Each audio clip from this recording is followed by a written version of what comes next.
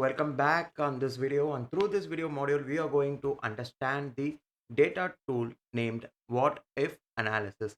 So let's assume I had borrowed 1 lakh rupees from a friend, and he said that the interest rate will be 9% per annum, which will be compounded annually. So this is not a simple interest case, this is a compounded interest case. So, and I need to repay the amount only at the end of fifth year and no installments elsewhere. Okay. So I sat and worked out the amount that is to be paid by me, right? And my God, it is nearly 1.5 lakh rupees. I just ran to my friend and said that, Macha, see, I can't pay this 1.5 lakhs and all. Please reduce the interest rate. Na." So he said, yeah, okay. Then, right, pay me 1.25 lakhs and it's enough. Actually, I didn't calculate what is the outcome. I just said the percentage as such. So you can pay 1.25 lakhs and it's enough. Okay, actually, I was pretty much relieved that at least 25,000 is saved there. But then the accountant Brian wanted me to calculate the interest rate if my end payment with the interest is 1.25 lakhs. So had it been based on the simple interest, it's very easy. It's direct 5% per annum. But here it is compounded, right? So coming back to the spreadsheet where I have the original calculation to check the interest rate. So yes, I could manually change the interest rates, just different rates like interest 6, 5, 4, on and on and on, right? But all this is pretty hard to go through just to get to know a simple number. Huh? So I wanted the Excel to make that test checking, all the trials and errors, and there you go. Actually, I have a feature, thank God, that exactly does this, and that is goal seek. So, as the name suggests, you have the goal or you have the result of a solution, but you don't know what is the right info that is to be given in order to get the formula and arrive at the solution that you have in your mind. And in that case only, we are going to use the goal seek option. So, go to data tab under forecast group, you see the what if analysis. So, go to the drop down and select goal seek. So this requires us to give three inputs to deliver us the possible result. It works out many combinations of number to arrive at the result that we expect to give, right? So the trials and errors that are systematic, and therefore there is no manual input again from our end. So the first input is the set cell. So this refers to the output cell. That is where the value we know which needs to be arrived. So in our case, it is the total payment, right?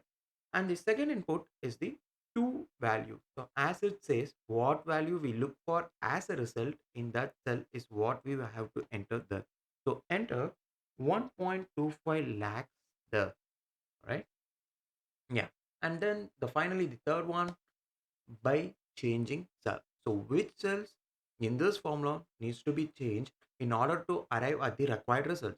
So it is the interest rate. So select that and enter. Right, why interest rate? Because I have not changed the principal and I am not changing the end outcome, so only the interest is the uh, changing part. So I want to change that cell alone, so I am selecting that. Right, now Excel works out all the probabilities and combinations, permutations and combinations, and give you some number which gives the solution, right? And it says that this is one of the possible number you are looking for. Quite simple, isn't it? So there may be many possibilities also. There may be possibilities of multiple answers also. So when using this goal seek, we must remember three things in mind. Number one, the set cell. The set cell should contain a formula that derives values from changing cell either directly or indirectly. Okay, so the interest rate may be directly given, or interest rate can be derived from some other base rate plus 3% or something. So you know how to change the base rate instead of the interest rate directly. So that base rate actually indirectly affects your interest rate. Accordingly, your total payment. So you can change the base rate as goal seek option also. So that is the set cell, right? The changing cell should contain only numbers, or the dates, or percentage is also numbers for Excel. So it can have dates or percentages also, but that changing cell should contain only numbers, no text, etc. So we cannot also change the formula to arrive at a result. The change cell should contain only values that are numbers or dates or percentages, something like that. It cannot have text and it cannot have a formula in it again. So only numbers are allowed there, right? And the third one is the result numbers may not be accurate because we may have this like some threshold or say some restrictions for the answers, like the interest rate cannot be more than 10 percentage, but the result to arrive at the solution may be 15 percentage. So no thresholds can be provided while using the goal seek. So that is one of the disadvantages that goal seek have, but in most of the cases it is very useful and it is the go-to solution to arrive at the correct input in order to get a desired solution. So here we go. The next one we step into is called the data table. So the table consists of some data which is actually arrived based on a formula. Assume when we go to a showroom to buy a car or a bike or something under finance, those guys will have a preset for the EMI payable. Based on the tenure, they will see the menu and say how much is the EMI per month.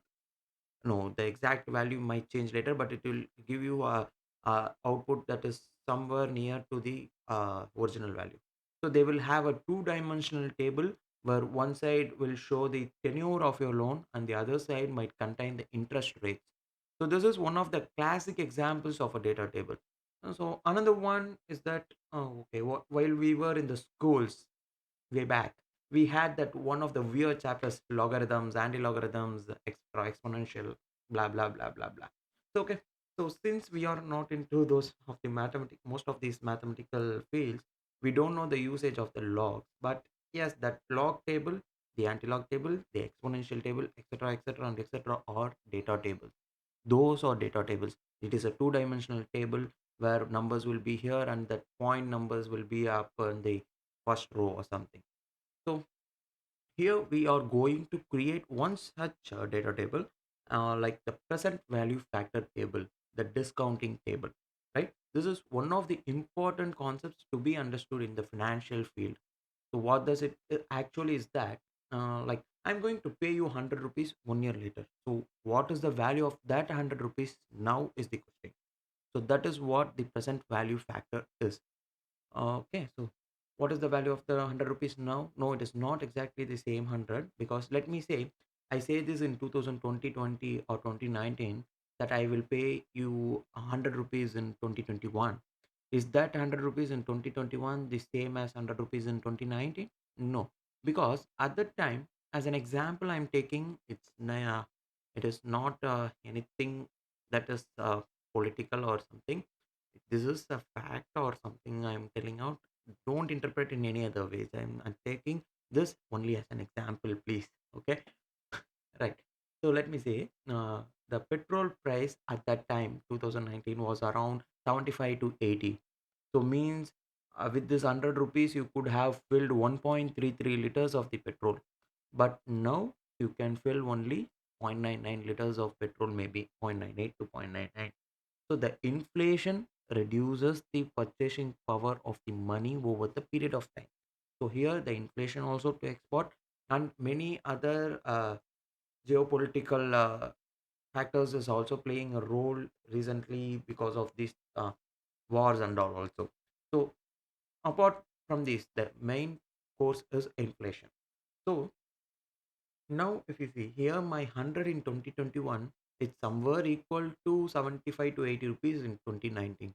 So that is the present value. The present value in 2019, when I said I will pay you 100 rupees in 2021, is only 75 rupees. So this is what we need to arrive at. The rates of inflations or other things used to calculate the present value will vary, and the tenure too.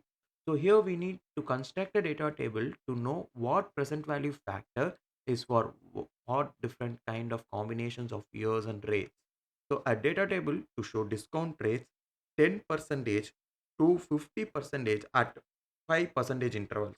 So 10, 15, 20, 25, so on and so forth for 1 to 10 years, right? So we can create using the right formula with the right references and copy and paste to fill the table. Yes, that is one of the simplest way also. But like what if we are actually working on a very complex formula?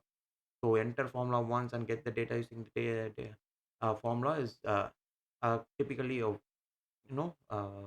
very difficult one. So we can just enter the formula once and we can get the data using the data table, where you need not worry about actually giving the reference types correctly, right? So it will be simpler there. So we will input the years in one side and the rates in the other side. The intersection of this area should contain the link to the main formula. So that main formula will be based on these two inputs as seen here. So you may hide the text in the intersection using the invisible cell trick we learned earlier if you require to do so. So select this entire range, go to data tab. Under what if analysis, we see the option data table. Select that. Now you need to say what input is what in the original formula. So we have here and rate, two inputs. So what are input that is there in the original formula? So now row input cells. What is there in the row? The rates, right? So select the rate input of the original formula. Then for the column input, yes, it is the other thing, years. So select the number of years in the original formula and enter. That's it. The table is filled with values. Format it as required by you, whatever way you like, with 4 decimals, 3 decimals, 2 decimals, or no decimals. That's your wish. We can format the numbers in any way we want. And with this, we conclude the data table part under the what if analysis. And as you have seen now, there is one more thing that is available under the what if analysis options, and that is the last one. We are going to see the scenario manager. Scenario manager in Excel is used to compare data side by side and also swap multiple sets of data within a worksheet. So in simple words, when you have a multiple variables and you want to see their effect on the final result, and also want to estimate between two or more desired budgets, you can use scenario manager. It allows users to change input values up to a maximum of 32 cells, right? 32, know the number 32 cells. Let's take an example of a scorecard containing 4 subjects. So we are planning to get the specified scores in a particular examination, but there may be other possibilities too. I think something like a budget where we need to prepare 3 outcomes: the best case scenario, the worst case scenario, and the normal scenario. 3 different scenarios. So we will also see 3 to 4 different scenarios with the scorecard. Go to data tab under what if analysis, select the scenario manager. Click on the add button to add the first scenario. Give the scenario a name. Say the worst case, WORST CAC. Right? Select the changing cells. As said, you can select up to 32 changing cells. Let me select the mark of subject 2 here and add some cool commands if you want. Right? I'm leaving those as such for now and select OK. Now, another window pops up and asks us to enter the value for each of the changing cells that are selected. Right. So, in the worst case, I will get say 40 mark, just pass mark. Mm, enter that. Okay. So, scenario got added. Let us add 2 more scenarios and change 2 subjects in one scenario and 3 in the other. So, total 4 subjects were there, right? So we will have the best case and normal case and close this up, right? Just waiting for you all to input, and I'm also inputting here, right? Yeah.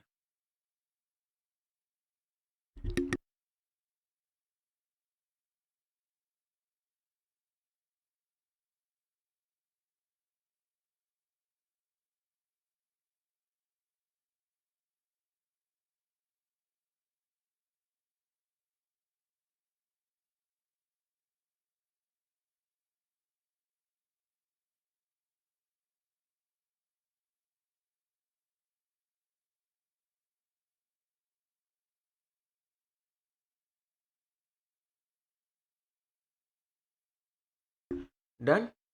So now if you click on the show button that is highlighted, it will change the original values in the cells to reflect the values that are there in the selected scenario. So do not use that. Do not, never use that. Never, never, never, ever use that because it might affect your original data, right? So instead, go ahead and select the summary button over here. Hmm.